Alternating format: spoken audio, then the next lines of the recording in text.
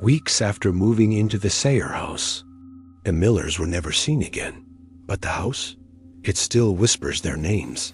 Now, let me tell you how it all began.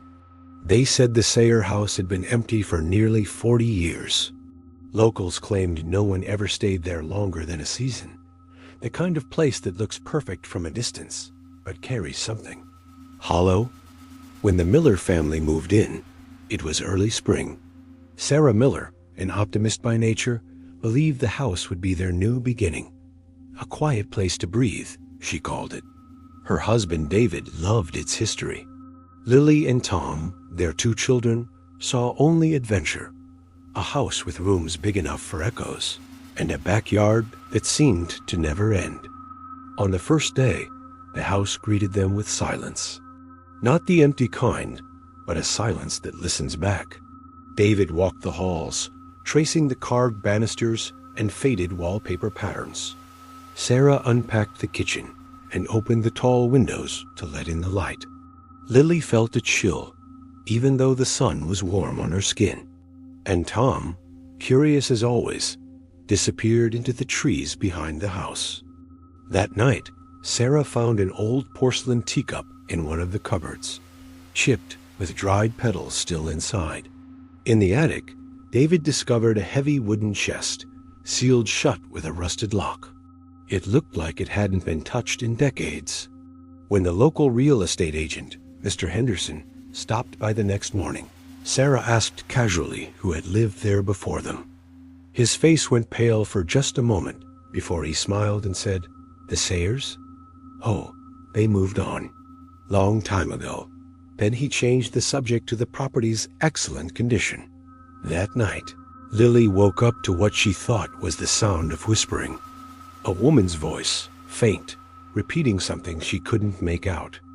When she looked toward the hallway, she saw nothing, just the pale moonlight crawling across the floorboards. Over the next few days, things began to reveal themselves. David found a hidden brick compartment in the old study's fireplace.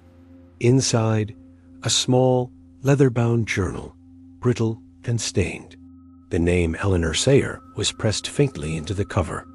The first pages were ordinary: family dinners, guests, renovations. But halfway through, Eleanor's writing changed. Her words became frantic, uneven. She spoke of the whispers and the house feeding off us. Her final entry ended with, "They are here. The house is ready." Meanwhile, Lily began to see things she couldn't explain. Shapes at the end of the hallway. A young girl in an old-fashioned dress, standing by the window. And always the same smell, wilted roses and something older, like damp paper.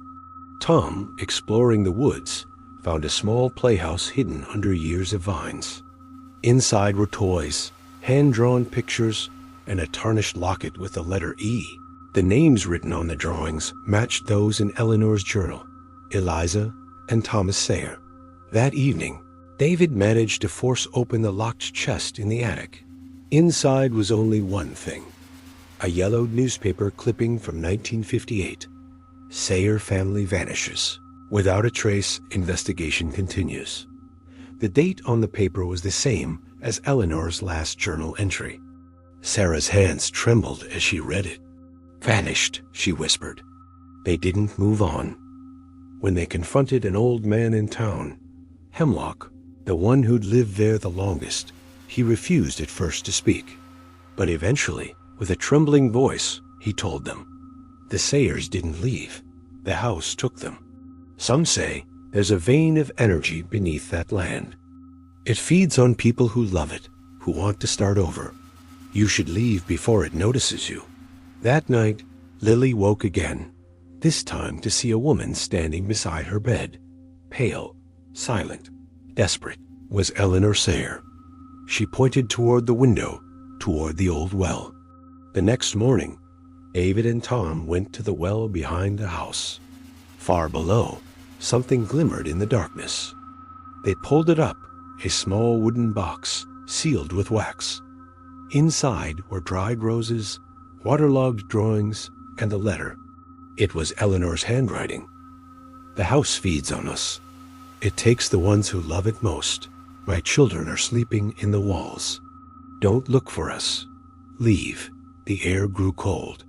The walls seemed to sigh. Then came the whispers, louder now, surrounding them from every direction. As Sarah turned to run, the front door slammed shut on its own. The lights flickered. Lily screamed. And in the silence that followed, the scent of roses filled every room. When neighbors passed by the Sayer house weeks later, they noticed something odd. Fresh curtains in the windows. Children's laughter echoing faintly from inside. But no one ever saw the Millers again. The door is still locked from the inside.